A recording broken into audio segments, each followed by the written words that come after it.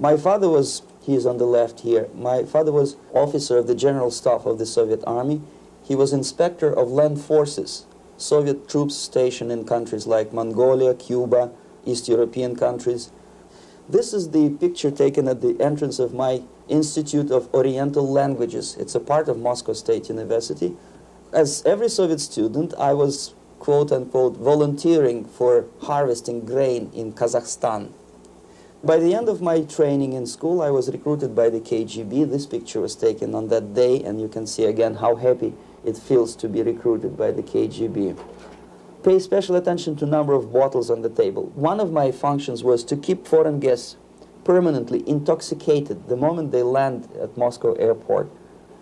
In 1967, the KGB attached me to this magazine, Look magazine. A group of 12 people arrived to USSR from United States to cover the 50th anniversary of October Socialist Revolution in my country.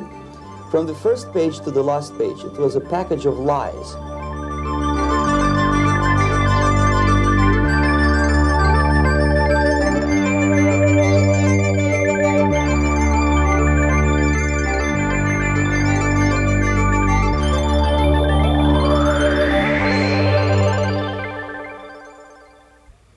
Our conversation is with Mr. Yuri Alexandrovich Bezmenov.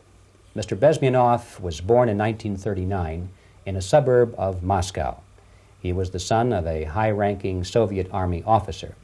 He was educated in the elite schools inside the Soviet Union and became an expert in Indian culture and Indian languages.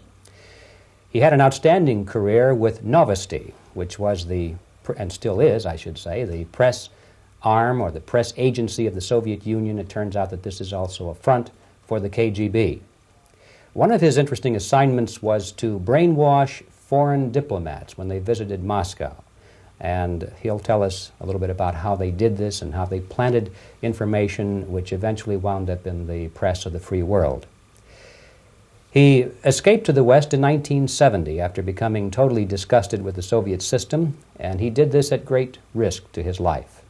He certainly is one of the world's outstanding experts on the subject of Soviet propaganda and disinformation and active measures. Mr. Bezmenov, I'd like to begin by having you tell us a little bit about some of your childhood memories. Well, the most vivid memory of my childhood was Second World War, or to be more precise, the end of the Second World War, when all of a sudden United States, from a friendly nation, which helped us to defeat Nazism, turned overnight into a deadly enemy.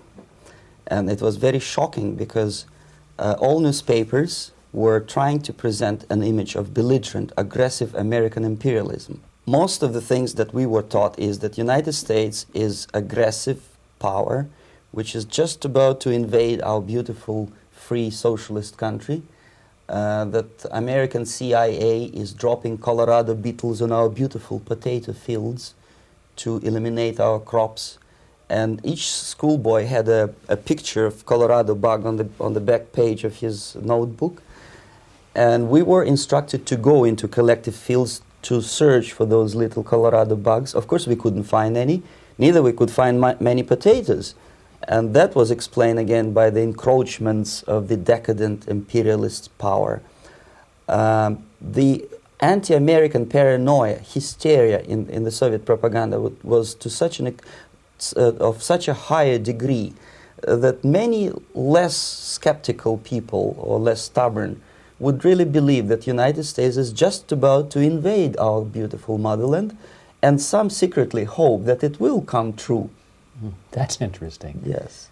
Well, getting back to life inside the Soviet Union or inside communist countries in general, in this country, at the university level primarily, we read and hear that the Soviet system is different from ours, but not that different, and that there is a convergence developing between all of the systems of the world, and that really it doesn't make an awful lot of difference what system you live under because you have corruption and dishonesty and tyranny and all that sort of thing. From your personal experience, what is the difference between life under communism and life in the United States? Well, life is obviously very much different for simple reason that the Soviet Union is a state capitalist economically. It's a state capitalism where an individual has absolutely no rights, no value. His life is nothing. It's just like an insect. He is disposable. Whereby in the United States, even the worst criminal is treated as a human being. He has a fair trial, and some of them capitalize on their crimes. They publish their memoirs in their prisons and get handsomely paid by your crazy publishers. The differences, of course, in the daily life are very various, depending on whom we are talking about. In my own private life, I never suffered from communism simply because I was brought up in a family of high-ranking military officer. Most of the doors were open for me. Most of my expenses were paid by the government, and I never had any troubles with the authorities or with the police. So, in other words, I would say I enjoyed, or I had good reasons to enjoy, all the advantages of so-called socialist system. Mm-hmm. My main motivations to defect had nothing to do with affluence. It was mainly moral indignation, moral protest, rebellion against the inhuman methods of the Soviet system. Well, specifically, what did you object to? I objected, first of all, against oppression of my own dissidents and intellectuals. And that was the most disgusting thing that I witnessed as a young man, young student, who was brought up a very troublesome period in our history, from Stalin to Khrushchev, from total tyranny and oppression to some kind of liberalization. Second, when I started working for the Soviet embassy in India, to my horror, I discovered that we are millions times more oppressive than any colonial or imperialist power in the history of mankind. That my country brings to India not freedom, progress, and friendship between the nations, but racism, exploitation, and slavery, and of course economical inefficiency to this country. Since I fell in love with India, I developed something which by KGB standards is extremely dangerous thing. It's called split loyalty, when an agent likes a country of assignment more than his own country. I literally fell in love with this beautiful country, a country of great contrasts, but also great humility, great tolerance, and philosophical and intellectual freedoms. My ancestors used to live in caves and eat raw meat when India was a highly civilized nation 6,000 years ago.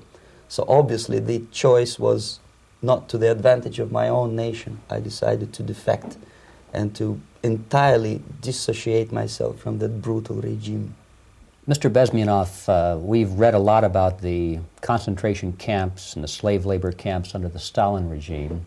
Now the general impression in America is that those things are part of the past. Are they still going on today, or what is the status? Yes. There is no qualitative change in the Soviet concentration camp system.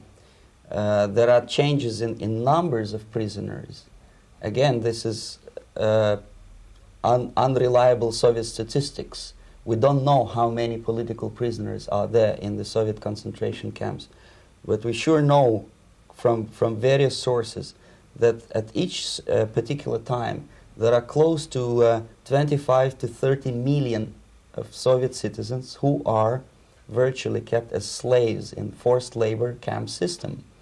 The size of population of a country like Canada is serving terms as prisoners. Incredible. So I would say that those intellectuals who try to convince American public that concentration camp system is a thing of a past are either conscientiously misleading public opinion, or they are not very intellectual people. They're selectively blind. They lack intellectual honesty when they say that. Well, we've spoken about the intellectuals in this country and also the intellectuals in the Soviet Union. What about down at the broad mass level? Do the people in general, the working people, the workers in general in the Soviet Union, do they support the system? Do they tolerate it? What is their attitude? Well, average Soviet citizen, if there is such an animal, of course, does not like the system because it hurts, it kills. He may not understand the reasons, he may not have enough information or educational background to understand. But I doubt very much there are many people who are conscientiously supporting the Soviet system. There are not such people in USSR. Even those who have all the reasons to enjoy socialism, people like myself, who were a member of journalistic elite, they also hate the system for different reasons, though. Not because they lack material affluence, but because they are unfree to think, they are in constant fear, duplicity, split personality. And this is the greatest tragedy for my nation. Well, what do you think are the chances of the people actually overcoming their system or replacing it? There is a great possibility that system will sooner or later be destroyed from within. There is a self-destructive mechanism built into any socialist or communist or fascist system. Because there is lack of feedback, because the system does not rely upon loyalty of population. But until this Soviet junta is being supported by the Western so-called imperialists, that is, multinational companies, establishments, governments, and let's face it, intellectuals, so-called academia in the United States is famous for supporting the Soviet system. As long as the Soviet junta will keep on receiving credits, money, technology, grain deals, and political recognition from all these traitors of democracy or freedom, there is no hope, there is not much hope for changes in my country, and the system will not collapse by itself simply because it's being nourished by so-called American imperialism. This is the greatest paradox in history of mankind, when capitalist world supports and actively nourishes its own destructor.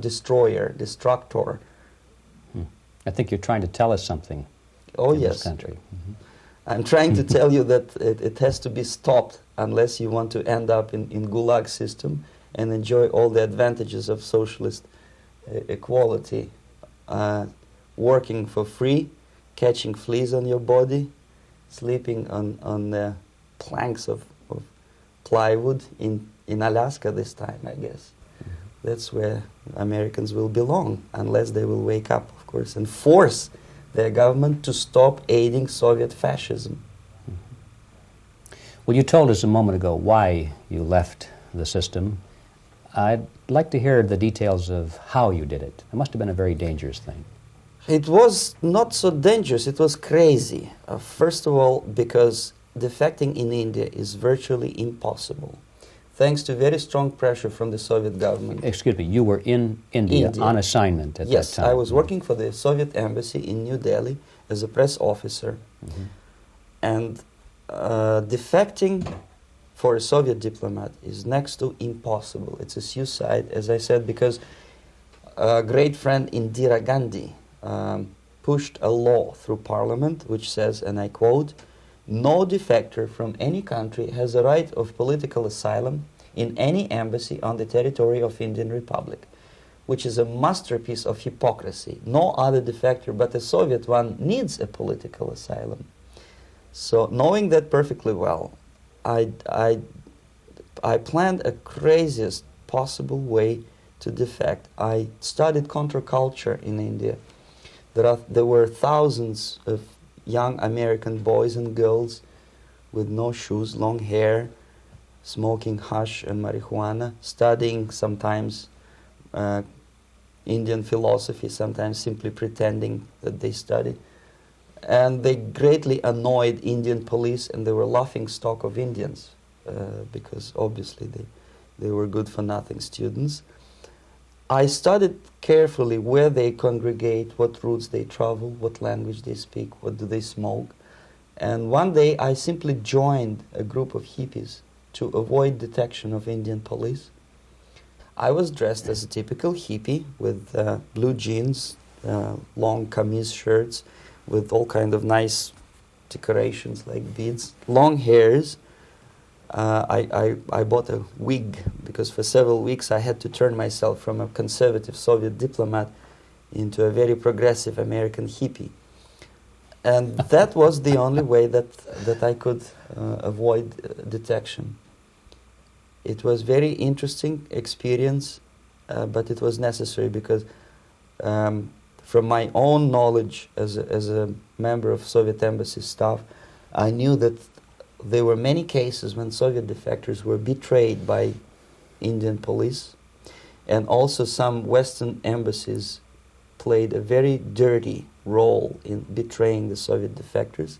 According to our information, they were some, I wouldn't call them double agents, but simply amoral people working for this for the United States embassy, and confiding in people like this would be a suicide.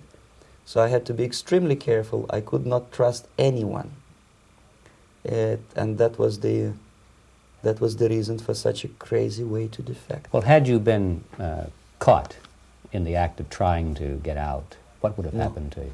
Oh, most likely I would end up in concentration camp,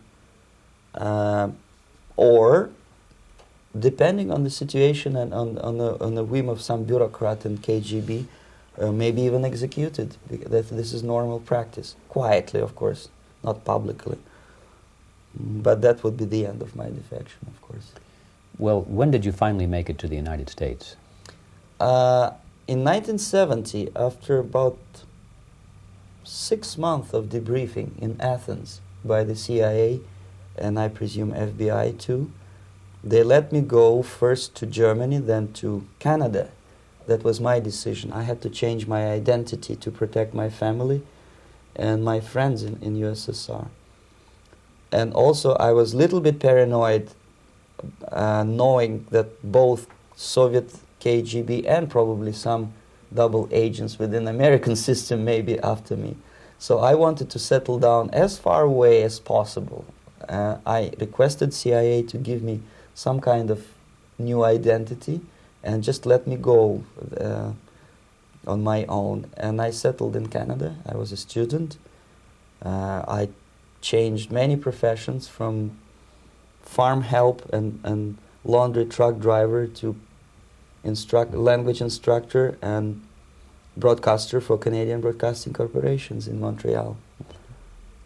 Well, have you had any threats on your life or any yes. unpleasant in about 5 years, KGB eventually discovered that I am working for Canadian Broadcasting.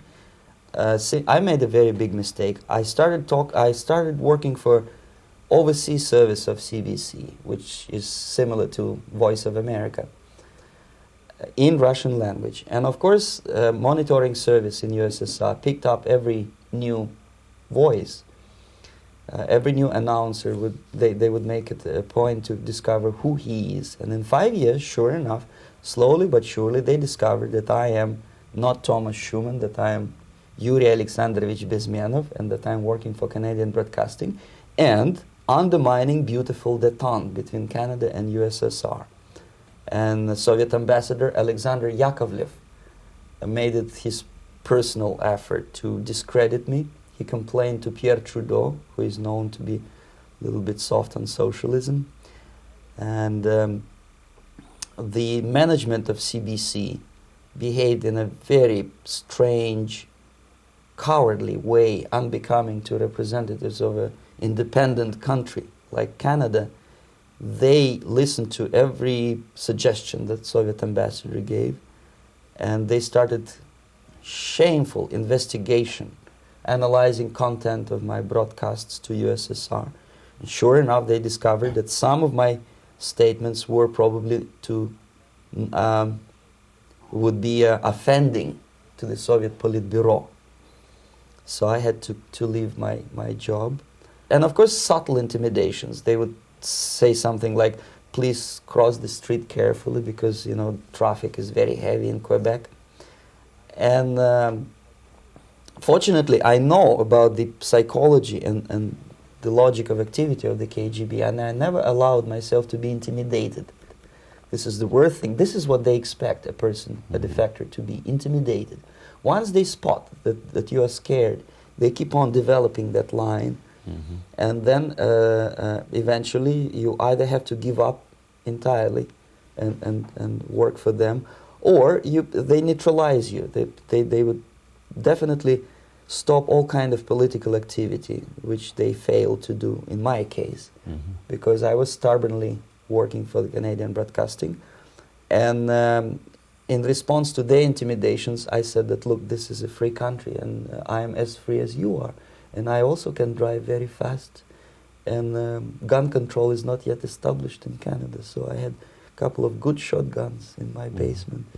So welcome to visit me someday with your Kalashnikov's machine guns. So obviously it didn't work. Intimidation didn't work.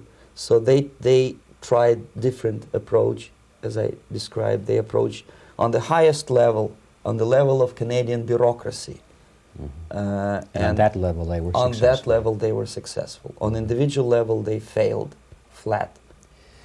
Mr. Bezmenov has brought a series of slides with him that he has taken from the Soviet Union, and I think this is a good time to take a look at the slides. Yes. Now, the viewers will be able to see these slides as we talk about them. Yes, this is a collection of slides which are, some of them are snapshots from my family album, some of them are documents which I smuggled from the Soviet embassy, and some are reproductions from local mass media. I usually show them to establish my credibility as a defector. This is a picture of my native town, Mytishi, about 20 miles north from Moscow. Characteristically, there is a statue of Comrade Lenin in the central square. This is myself at the age of 7, again, characteristically, under the statue of Comrade Stalin, extending his friendly hand to peoples of the world. At that age, of course, I was still idealistically minded young communist, and I still believe that sooner or later things will go for better. But I realized that the system stinks, that something is fishy, and that ideology is fake, and the propaganda about advanced Soviet agriculture simply didn't meet the criteria of reality. If they talk about abundance of food and there is none in the stores, there must be something wrong. My father was, he is on the left here, my father was officer of the General Staff of the Soviet Army. He was inspector of land forces, Soviet troops stationed in countries like Mongolia, Cuba, East European countries.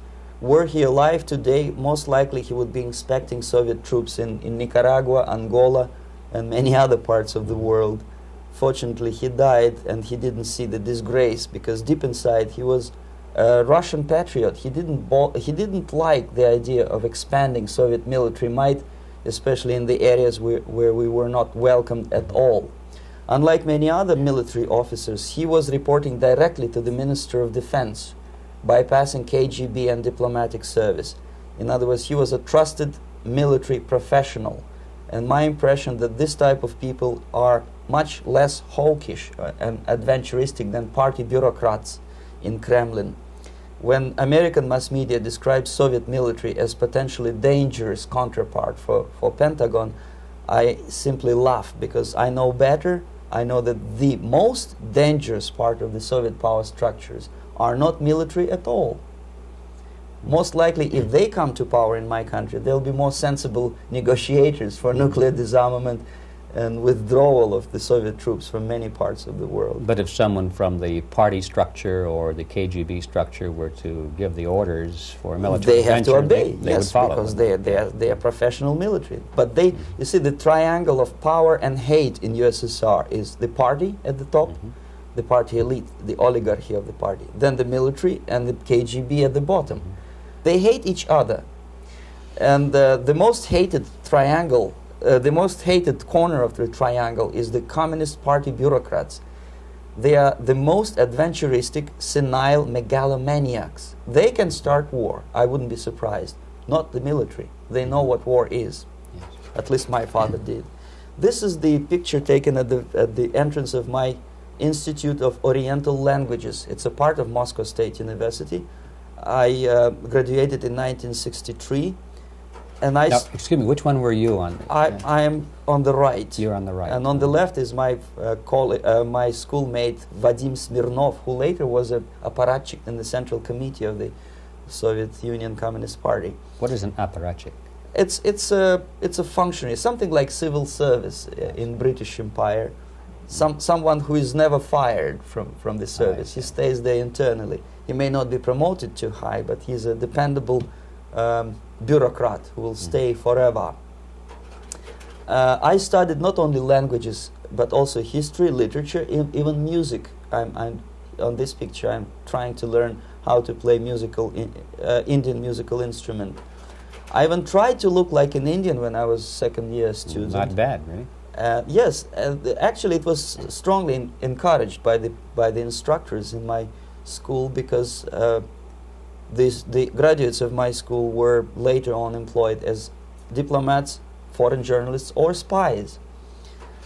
As every Soviet student, I was quote-unquote volunteering for harvesting grain in Kazakhstan. This is a biggest agricultural blunder of the Soviet government. But I didn't have much choice, of course, because the communist motto borrowed from the Bible says, "Those who do not work shall not eat." And you can see me eating, therefore I was working, and you can see how happy I was about it. I went through a very extensive physical and military training, including the military games in areas, suburban areas of Moscow. And here, for example, we are on a tour in Arkhangelsk area. And by the end of my training in school, I was recruited by the KGB. This picture was taken on that day, and you can see again how happy it feels to be recruited by the KGB. Our conversation with Yuri Alexandrovich Bezmenov, who is a defector from the Soviet Union, a former propaganda agent for Novosti and the KGB, will continue after this message.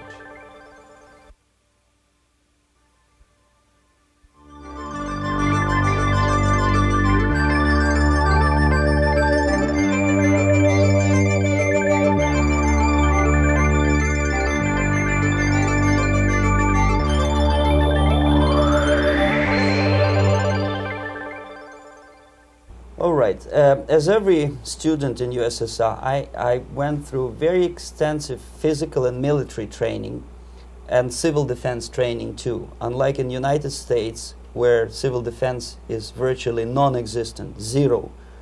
In USSR, every student, whatever his major subject, has to go through very extensive 4-year military and civil defense training. You can see me here with a group of students during one of the war games near Moscow. The main idea, of course, is to prepare a huge reserve army of the USSR. Each student has to graduate as a junior lieutenant. In my case, it was administrative and military intelligence service. My first assignment was to India as a translator with the Soviet Economical Aid Group, building refinery complexes in Bihar state and Gujarat state. At that time, I was still naively, idealistically believing that what I was doing contributes to the understanding and cooperation between the nations. It took me quite a number of years to realize that what we were bringing to India was a new type of colonialism, 1,000 times more oppressive and exploitative than any colonialism or imperialism in history of mankind. But at that time, I was still hoping that, well, maybe it's not that bad, could be worse, and things may go for better. And I even tried to implement the beautiful Marxist motto, proletarians of all the countries unite. I tried to unite with the nice Indian girl, and I was fascinated by Indian culture, by the family life in this country. But obviously, Communist Party had different plans for my genes, so I had to marry this beautiful Russian girl. In the span of my career, I married 3 times. Most of these marriages were marriages of convenience, on advice from the Department of Personnel. This is normal practice in USSR. When a Soviet citizen is assigned to a foreign job, he has to be married, either to keep family in USSR as hostages, or, if it's a convenience marriage like mine, so that the husband and wife are virtually informers on each other to prevent defection or contamination by decadent imperialist or capitalist ideas. In my case, I hated that girl so much that the moment I landed in Moscow, we were divorced, and I married later, second time. By the end of my first assignment in India, I was promoted to the position of public relation officer. You can see me here translating a speech by a Soviet boss. And you're on the right. I'm on the right here, yes. And it was, the occasion was commissioning of the refinery complex in Bihar, Barauni. Back in Moscow, I was immediately recruited by Novosti Press Agency, which is a propaganda and ideological subversion front for the KGB. 75% of the members of the Novosti are commissioned officers of the KGB. The other 25 are, like myself, co-opted agents who are assigned to specific operations. In this particular case, you can see me talking to students of Lumumba Friendship University in Moscow. This is a huge school under the direct control of the KGB and Central Committee, where future leaders of the so-called national liberation movements are being educated and selected carefully. And some of them have absolutely, this, for example, is a group of students from Lumumba. They don't look like students at all. They look more like military, and that's exactly what they were. They were dispatched back to their countries to be leaders of the so-called national liberation movements, or to be translated into normal human language, leaders of international terrorist groups. Another area of activity when I was working for the Novosti was to accompany groups of so-called progressive intellectuals, writers, journalists, publishers,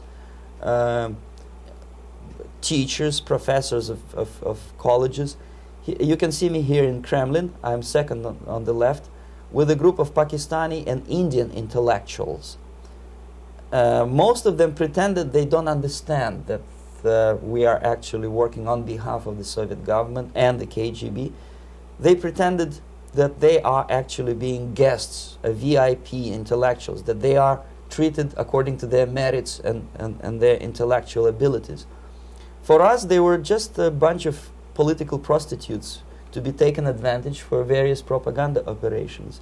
Therefore, you can see perfectly well the senior colleague of mine on the left doesn't really have that much respect on his face, and myself with a very skeptical smile, typical KGB sarcastic smile, anticipating another victim of ideological brainwashing.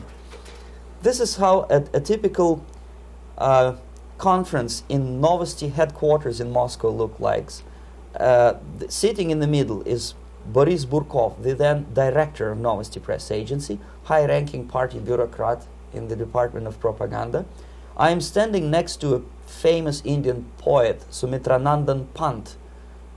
He was famous because he was an author. He was the author of a famous poem titled Rhapsody to Lenin. That's why he was invited to USSR, and everything was paid by the Soviet government.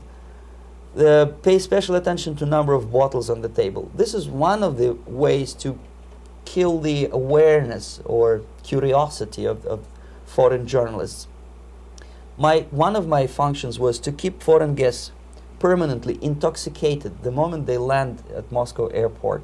I had to take them to the VIP lounge and toast to friendship and understanding between the nations of the world. Glass of vodka, then a second glass of vodka. And in no time, my guests would be feeling very happy. They would see everything in kind of pink, nice color. And that's the way I had to keep them permanently for the next 15 or 20 days.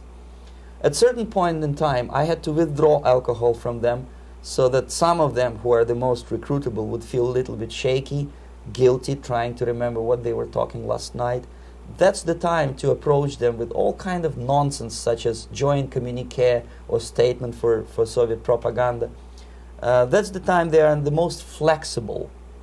And of course, what they didn't understand, they didn't realize or pretended not to realize, that myself, who was drinking together with them, was not drinking at all. I had ways to get rid of alcohol through various techniques, including special pills which were given to me by my colleagues.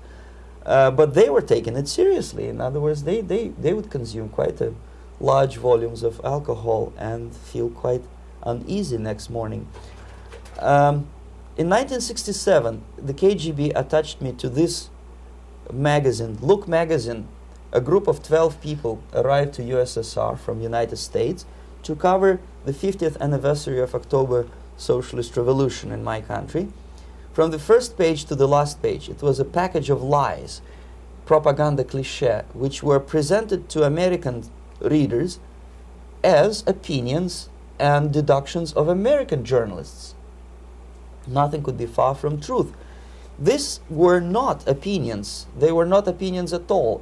They were the clichés which the Soviet propaganda wants American public to think that they think. If it does make any sense at all.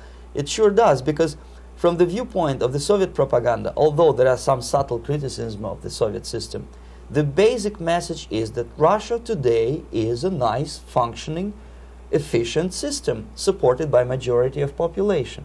That's the biggest lie. And of course, American intellectuals and journalists from Look magazine elaborated on that untruth in various different ways. They intellectualized that lie. They found all kinds of justifications for telling lies to American public. Excuse me, it was partly your job to make sure that they got these ideas, yes, and accepted them as their own ideas. Right. Actually, even before they arrived to USSR, and they paid astronomical sum of money for that visit, they were submitted, this Novosti Press Agency developed so-called backgrounders, 20-25 pages of information and opinions which were presented to the journalists even before they bought their tickets to Moscow. They had to analyze the situation, and judging on their reaction to that backgrounder, the local Novosti representative or local Soviet diplomat in Washington, D.C. would assess whether they be given visa to USSR or not. So but they were selected ahead of time. Oh yes, they were pre-selected very carefully, and there is not much chance for honest journalists to arrive to USSR and to stay there for 1 year and to bring this package of lies back home. This, for example, is a centerfold of the Look magazine. They presented this monument erected by Communist Party in Stalingrad as the symbol, personification of Russian military might. And they said in the article, which is published on the site, that Soviets are very proud of the victory in the Second World War. This is another big myth, a lie. No sensible people would be proud to lose 20 millions of their countrymen in a war which was started by Genoese Hitler and Comrade Stalin and paid by American multinationals. Most of the Soviet citizens look at this type of monuments with disgust and sorrow, because every family lost father, brother, sister, or child in the Second World War.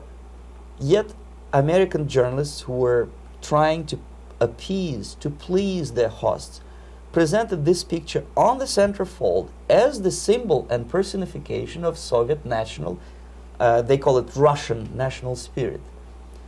And it was greatest misconception and a very tragic misunderstanding. Of course, Look magazine was not distributed in USSR.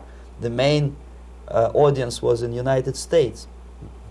But I presume that many Americans, millions of Americans who were reading Look magazine at that time, had absolutely wrong idea about the sentiments of my nation, about what the Soviets are proud of and what they hate. This is a group, you see the same lady with the sword in Stalingrad. This is the group of journalists. Myself is in the center with the same devilish smile. And Mr. Philip Harrington is on the extreme left there with his camera. This is the gentleman which was so deaf or so uninterested in what I had to say to him. This is the same picture, a blow-up of the same picture. Many guests from various countries, in this particular case from Asia and Africa, were taken by me as a Novosti Press Agency employee for a tour across Siberia, for example. We would show them typical kindergarten, you see, nothing special by American standards, just nice children sitting, eating their breakfast or lunch. What they could not understand, or they pretended not to understand, that this is an exemplary kindergarten. This is not the kindergarten for average person or average family in USSR. And we maintain that illusion in their minds. You can see myself under the red spot in the middle there, with the same business-like expression. I'm doing my job. That's what I'm assigned to do, and that's what I was paid to do. But deep inside, I still hope that at least some of these useful idiots would understand that what they are looking at has nothing to do with the level of affluence in my nation. This is a better picture which reflects the true spirit of the Soviet childhood. This picture was printed in a Canadian government publication by mistake. In the middle, you can see children playing on a small courtyard, and the caption goes, "This is a typical kindergarten in Siberia." What these idiots didn't understand, that it is not kindergarten at all. It is a prison for children of political prisoners. But there was not a single mentioning that what they were visiting actually was an area of concentration camps. And the job of people like myself to help them to not to notice that they are actually talking to prisoners. Most of the children were dressed, especially on the occasion of the foreigners' visit. Of course, there were no corpses on the ground. There were no machine gun guards. And well, it looks not very pleasant, as you see. It looks dull, but obviously it does not create an impression that this is actually a prison. Well, did any of the journalists have the curiosity to ask about prisons and that kind of thing? Yes. They were in Siberia. This Yes. is what you associate. Yes, some of them asked questions, and naturally we would give them, for the stupid question, we give them stupid answer. No, there are no prisons in Siberia. No, most of the people who you see are free citizens of USSR. They are very happy to be here, and they are contributing to the glory of the socialist system. Some of them pretended that they believe what I was telling them, and most of them, we may discuss it later, what are the motivations of these people? Why would they stubbornly bring lies to their own population through their own mass media? I have various answers to this. There is not a single explanation. It's a complex of explanations. It's fear, pure biological fear. They understand that they are on the territory of an enemy state, a police state. And just to save their rotten skins and their miserable jobs, their affluence back home, they would prefer to tell a lie than to ask truthful questions and report truthful information. Second, most of these schmucks were afraid to lose their jobs, because obviously if you tell truth about my country, you will not last long as a correspondent of New York Times or Los Angeles Times. They will fire you. What kind of correspondent are you? You obviously cannot find common language with Russians if they kick you out in 24 hours. So just by trying to be conformist to their own editorial bosses, they tried not to offend the sentiments of the Soviet administrators and people like myself. Deep inside, I hope they would insult my or offend my sentiments. Obviously, they preferred not to. Another reason, I refuse to believe it, but obviously, there is another reason. Obviously, it's a greed. These people earn a lot of money. When they come back to USA, they claim that they are experts on my country. They write books which sells in million copies, titled like Russians, The Truth About Russia. Most of it is lie about Russia. Yet they claim to be Sovietologists. They play back myth about my country, the propaganda cliches. Yet they stubbornly resist the word of truth.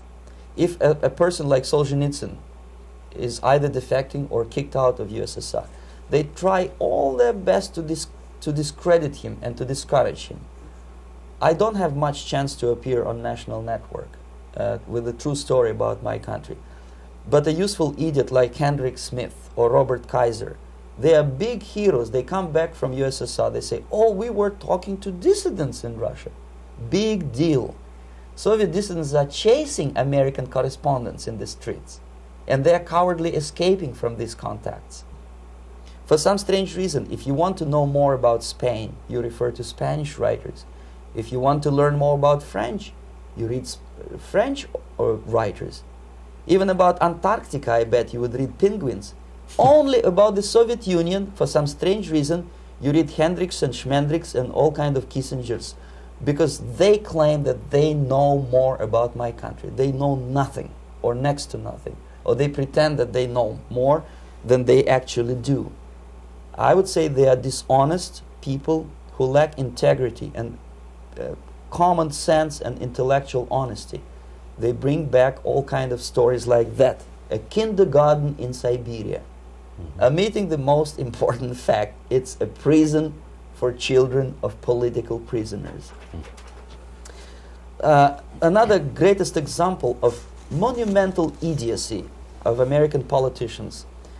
Edward Kennedy was in Moscow, and he thought that he is a popular, charismatic American politician who is easygoing, who can smile, dance at the wedding in Russian Palace of Marriages. What he did not understand, or maybe he pretended not to understand, that actually he was being taken for a ride. This is a staged wedding especially to impress foreign media or useful idiots like Ed Kennedy. Most of the guests there, they had security clearance, and they were instructed what to say to foreigners. This is exactly what I was doing. You can see me in the same damn wedding palace in Moscow where Ed Kennedy was dancing here. You see, smiling. He thinks he's very smart. From the viewpoint of Russian citizens who observe this idiocy, he's narrow-minded, egocentrical idiot who tries to earn his own popularity through participation in propaganda farces like this. Here you can see myself. On the right, again, exemplary Soviet bride. On the left, 3 journalists from various countries, Asia, Africa, and Latin America. Obviously, they enjoying the situation. They will go back home and write the reports. We were present on a regular Soviet wedding. They were not present on a regular Soviet wedding. They were present, they were parts of a farce, of a circus performance. Another thing which I had to sometimes risking my life to explain to foreigners. Time magazine, for example, is very critical of South African racist regime. The whole article was dedicated to the shameful internal passport system where blacks are not allowing to live with whites. For some strange reason, for the last 14 years since my defection, nobody wanted to pay attention to my passport. This is my passport. It also shows my nationality, and it has a police rubber stamp, which is called propiska in Russian language, which assigns me to a certain area of residence. I cannot leave that area, same way as this black man cannot leave the area in South Africa. Yet we call South African government racist regime. Not a single Jane Schmonda or Fonda is brave enough, courageous enough to come to media and say, look, this is what happens in USSR. I send a copy of my passport to many American liberals and civil rights defenders and all the other useful idiots. They never bothered to answer me back. This shows what kind of integrity, what kind of honesty these people are. They are a bunch of hypocrites because they don't want to recognize a good example of racism in my country. This is the first stage of befriending a professor. You can see myself on the left with the same James Bond smile. On the right is my KGB supervisor, Comrade Leonid Mitrokhin, and in the middle a professor of political science in Delhi University. The next stage would be to invite him to a gathering of Indo-Soviet Friendship Society. There he is sitting next to his wife before he is being sent to USSR for free trip. Everything is paid by the Soviet government. He was made to believe that he is invited to USSR because he is a talented, sober-thinking intellectual. Absolutely false. He is invited because he is a useful idiot, because he would agree and subscribe to most of the Soviet propaganda cliché. And when he is coming back to his own country, he is going for years and years to teach the beauties of Soviet socialism to newer and newer generations of his students, thus promoting the Soviet propaganda line. The KGB was even curious about this gentleman. It may look innocent. Maharishi Mahesh Yogi, a great spiritual leader, or maybe a great charlatan and crook, depending on from which side you are looking at him. Beatles were trained at his ashram in Hardwar in India how to meditate. Mia Farrow and other useful idiots from Hollywood visited his school, and they returned back to United States absolutely zonked out of their minds with marijuana, hashish, and crazy ideas of meditation. To meditate, in other words, to isolate oneself from the current social and political issues of your own country, to get into your own bubble, to forget about troubles of the world.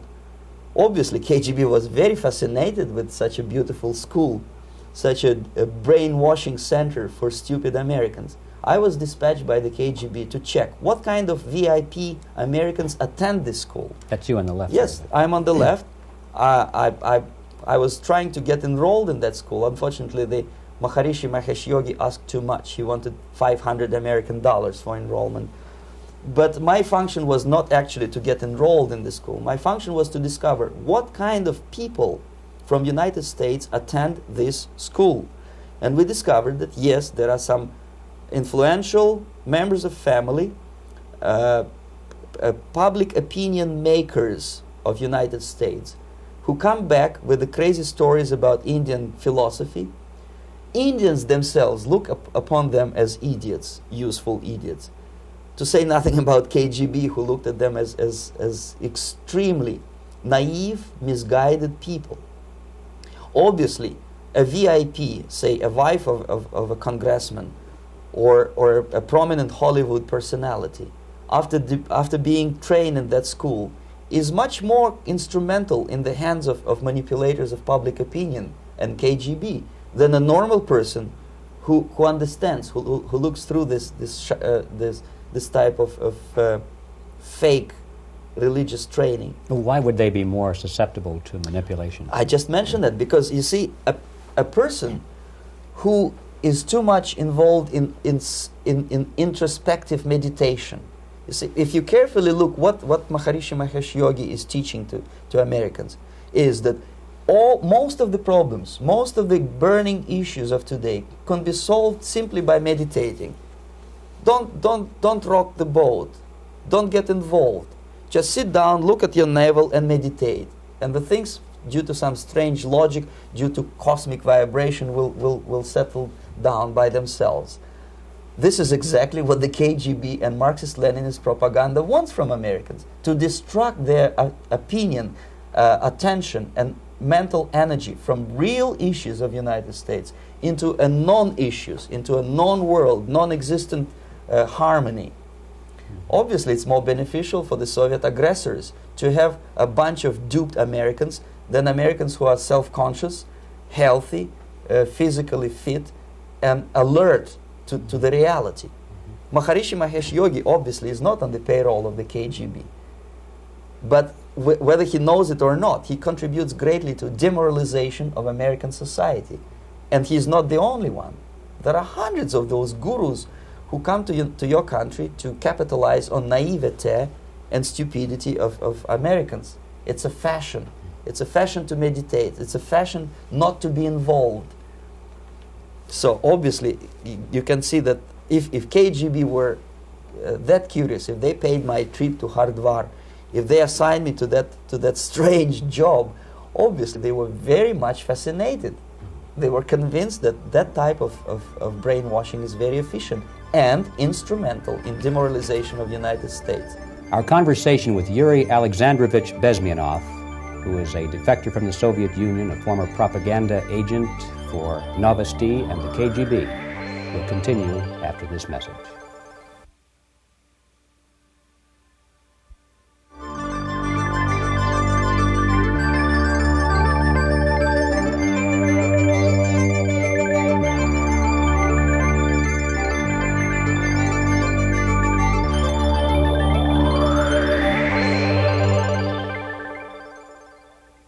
This picture shows the part of the building of USSR embassy, and my supervisors. On the left is Comrade Mehdi, an Indian communist, and on the right, Comrade Mitrokhin, my supervisors in the secret department of research and counter-propaganda.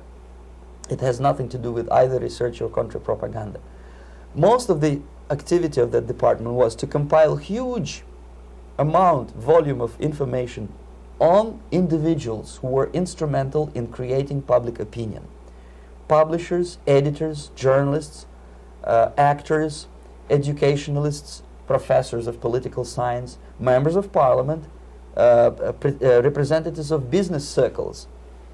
Most of these people were divided roughly in two groups.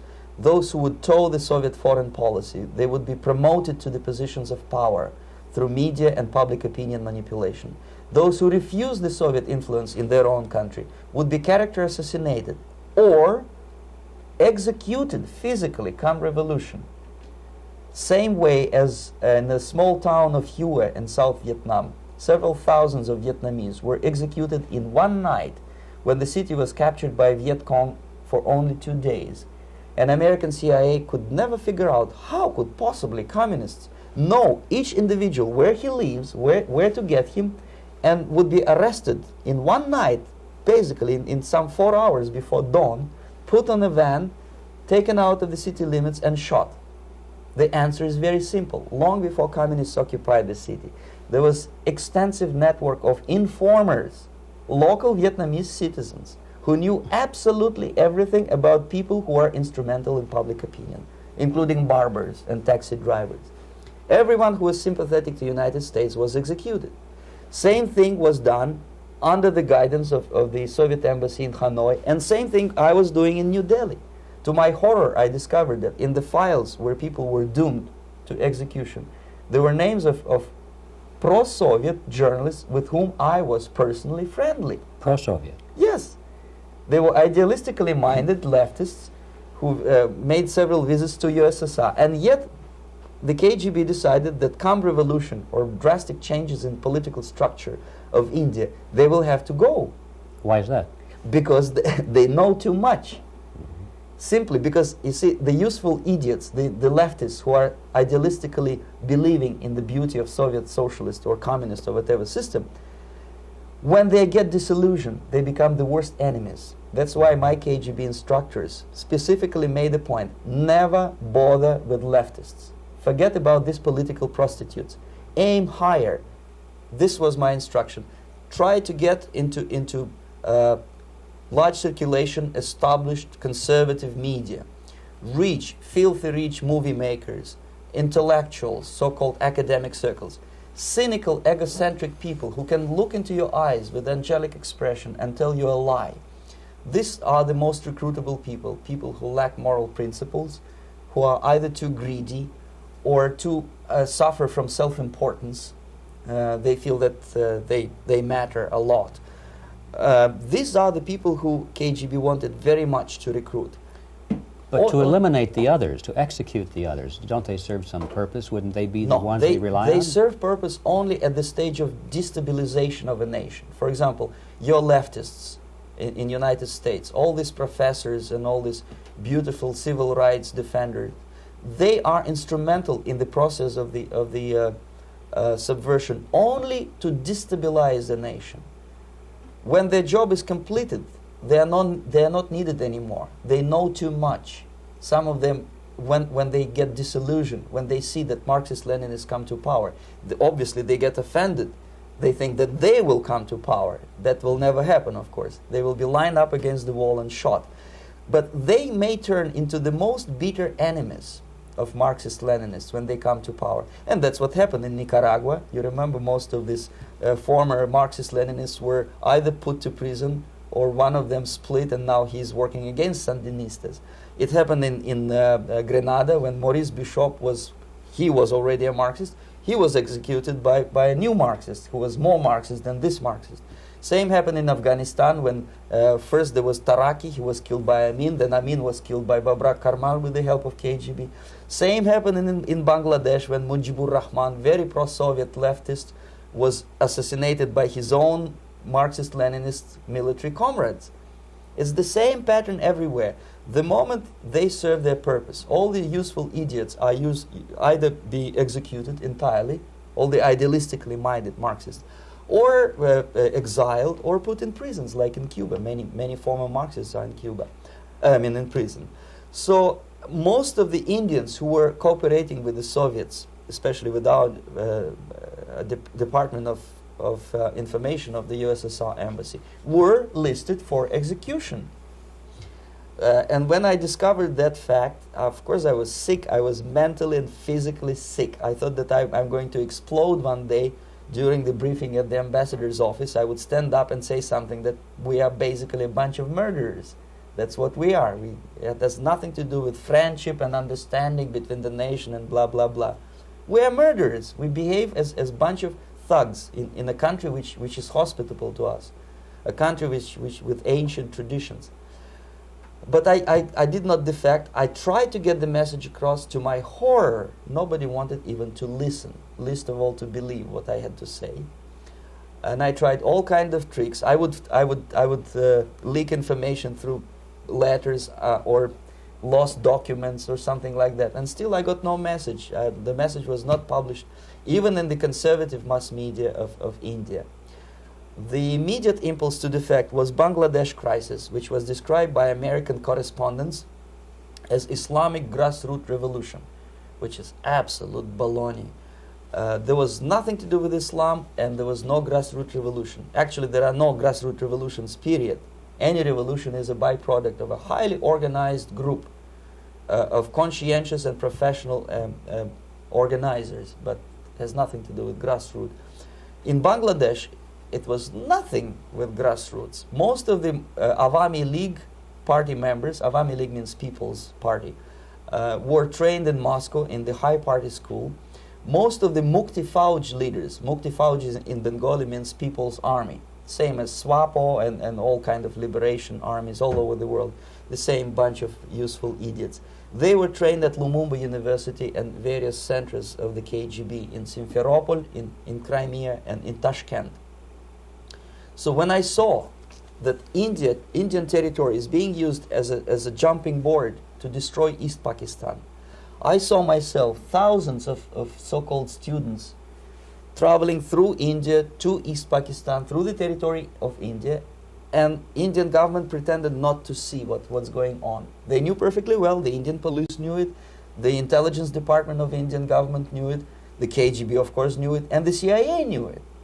That was most infuriating, because when I defected and I explained to the CIA debriefers they should watch out because East Pakistan is going to erupt any moment, they said I was reading too many James Bond novels.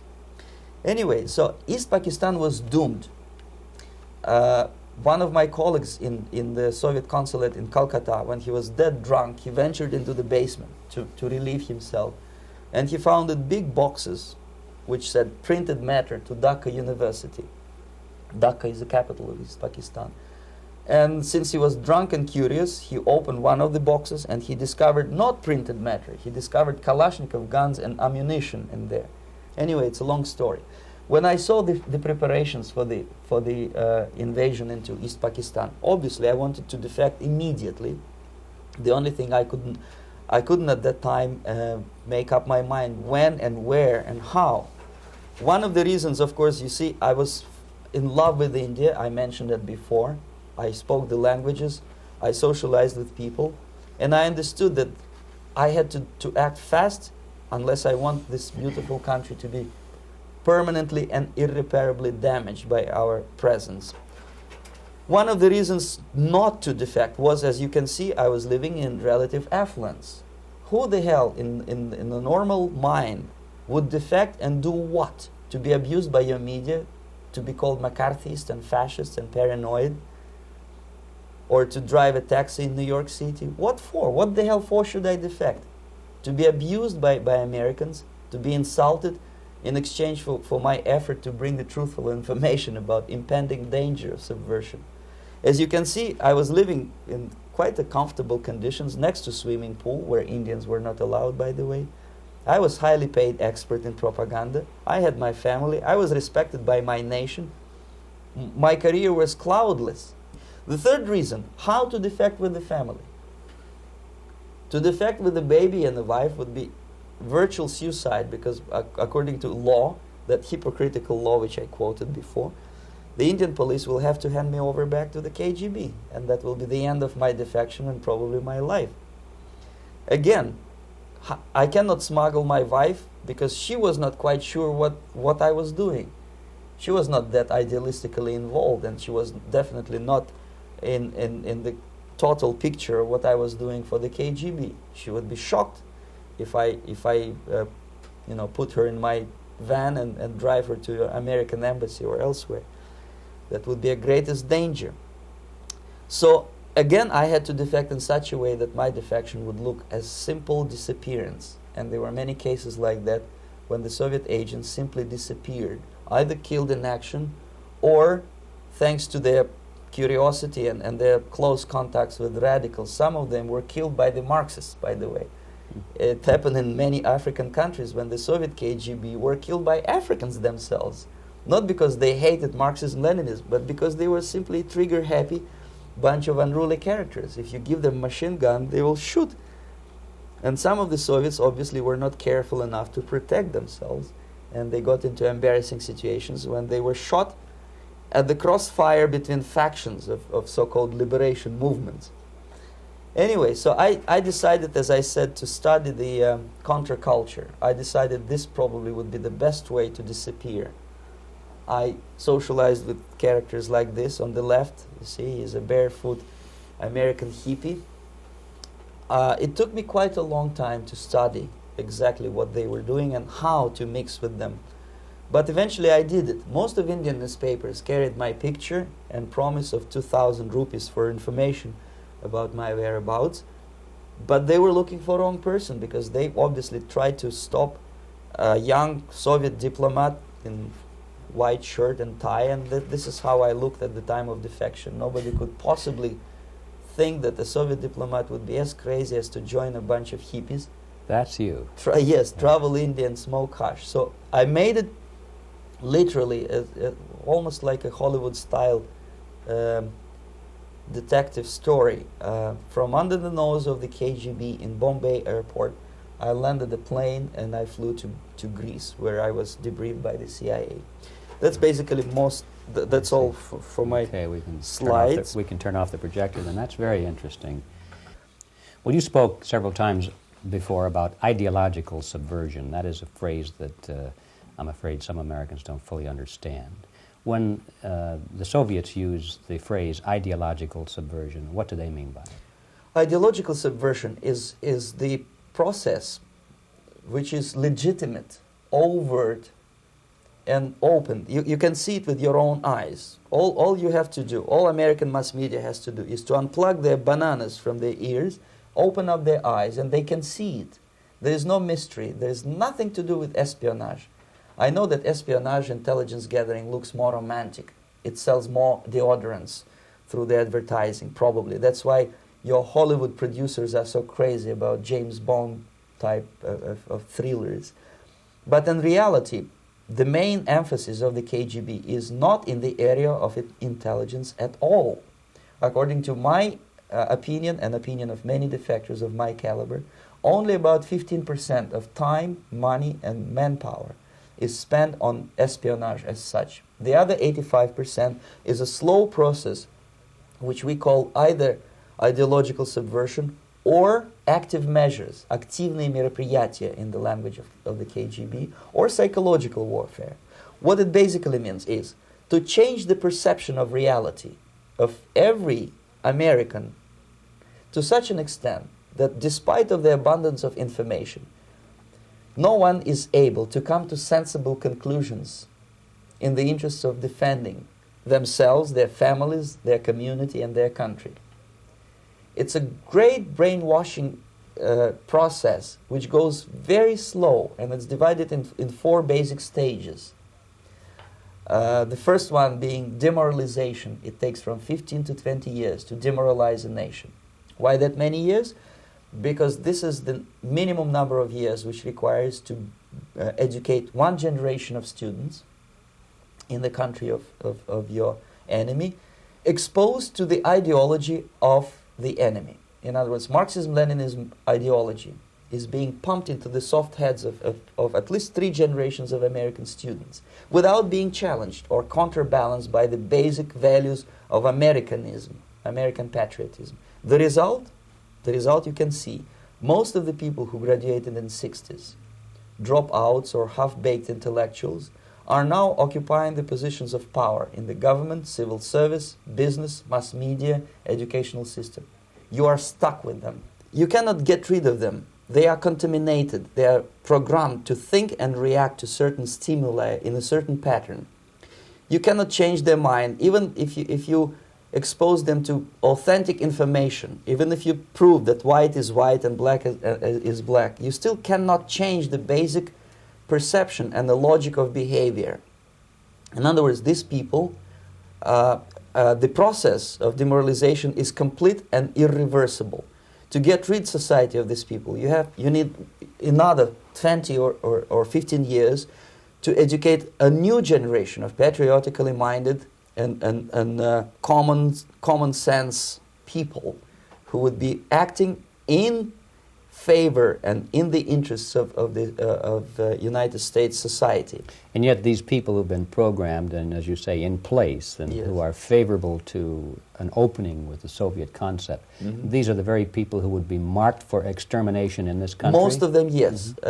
Simply because the psychological shock when they will see in future what the beautiful society of equality and social justice means in practice, obviously they will revolt.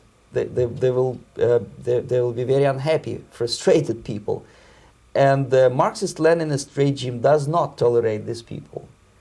They will join the links of dissenters, dissidents. Unlike in present United States, there will be no place for dissent in future Marxist-Leninist America. Here you can get popular like Daniel Ellsberg and filthy rich like Jane Fonda for being dissident, for criticizing your Pentagon. In future, these people will be simply squashed like cockroaches. Nobody is going to pay them nothing for their beautiful, noble ideas of equality. This they don't understand, and it will be greatest shock for them, of course. The demoralization process in the United States is basically completed already.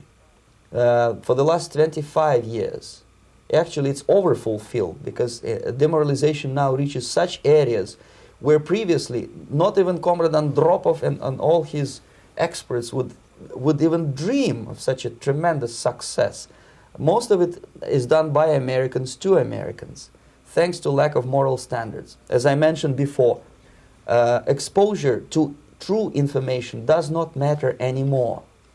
A person who was demoralized is unable to assess true information. The facts tell nothing to him. Even if I shower him with information, with authentic proof, with documents, with pictures, even if I take him by force to the Soviet Union and show him concentration camp, he will refuse to believe it until he is going to receive a kick in his fat bottom. When a military boot crashes his balls, then he will understand, but not before that. That's the tragic of the situation of demoralization. So basically America is stuck with demoralization, and unless, even if you start right now, here, this minute, you start educating new generation of Americans, it will still take you 15 to 20 years to turn the tide of ideological perception of reality back to normalcy and patriotism. The next stage is destabilization. This time, subverter does not care about your ideas and the patterns of your consumption. Whether you eat junk food and get fat and flabby, doesn't matter anymore. This time, and it takes only from 2 to 5 years to destabilize a nation, what matters is essentials: economy, foreign relations, defense systems. And you can see it quite clearly that in some areas, in such sensitive areas as defense and economy, the influence of Marxist-Leninist ideas in the United States is absolutely fantastic. I could never believe it 14 years ago when I landed in this part of the world, that the process will go that fast. The next stage, of course, is crisis. It may take only up to 6 weeks to bring a country to the verge of crisis. You can see it in Central America now. And after crisis, with a violent change of power, structure, and economy, you have so-called the period of normalization. It may last indefinitely. Normalization is a cynical expression borrowed from Soviet propaganda. When the Soviet tanks moved into Czechoslovakia in '68, Comrade Brezhnev said, "Now the situation in brotherly Czechoslovakia is normalized." This is what will happen in the United States if you allow all these schmucks to bring the country to crisis, to promise people all kind of goodies and the paradise on earth, to destabilize your economy, to eliminate the principle of free market competition, and to put a big brother government in Washington, D.C., with benevolent dictators like Walter Mondale, who will promise lots of things, never mind whether the promises are fulfillable or not. He will go to Moscow to kiss the bottoms of new generation of Soviet assassins, never mind. He will create false illusions that the situation is under control. Situation is not under control. Situation is disgustingly out of control. Most of the American politicians, media, and educational system trains another generation of people who think they are living at a peacetime. False. United States is in the state of war, undeclared total war against the basic principles and the foundations of this system. And the initiator of this war is not Comrade Andropov, of course. It's the system. However ridiculous it may sound, the world communist system or the world communist conspiracy, whether I scare some people or not, I don't give a hoot. If you are not scared by now, nothing can scare you. But you don't have to be paranoid about it. What actually happens now, that unlike myself, you have literally several years to live on unless the United States wake up.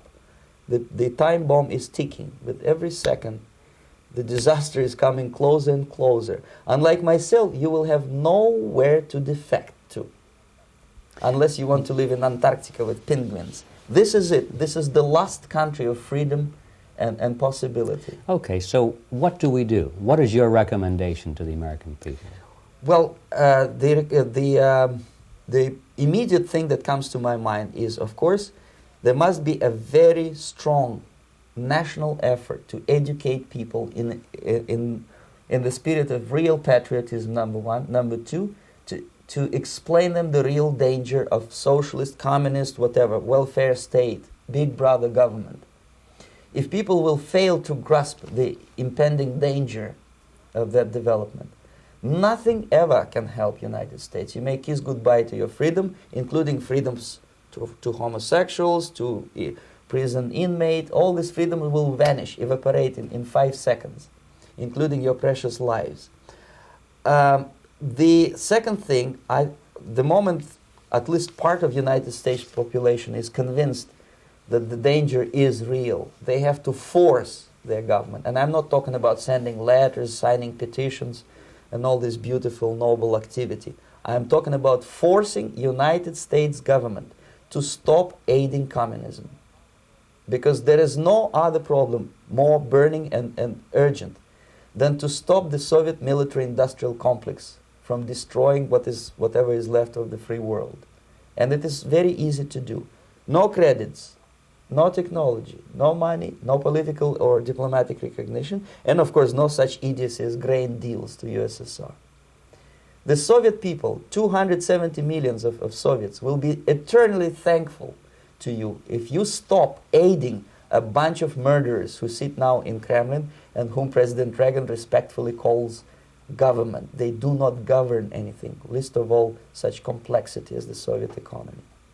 So basic, two very simple, maybe too simplistic answers or solutions, but nevertheless they are the only solutions. Educate yourself, understand what's going on around you. You are not living at the time of peace. You are in a state of war, and you have precious little time to save yourself. You don't have much time, especially if you are talking about young generation. There's not much time left for convulsions and sexual masturbation to the beautiful disco music. Very soon it will go, just overnight. If we are talking about capitalists or wealthy businessmen, I think they are selling the rope on which they will hang very soon. If they don't stop, if they cannot curb their unsettled desire for profit, and if they keep on trading with the monster of the Soviet communism, they are going to hang very soon. And they will pray to be killed, but unfortunately they will be sent to Alaska probably to manage industry of slaves. It's simplistic. I know it sounds unpleasant. I know Americans don't like to listen to things which are unpleasant. But I have defected not to tell you the stories about such idiocy as microfilm, James Bond type espionage. This is garbage.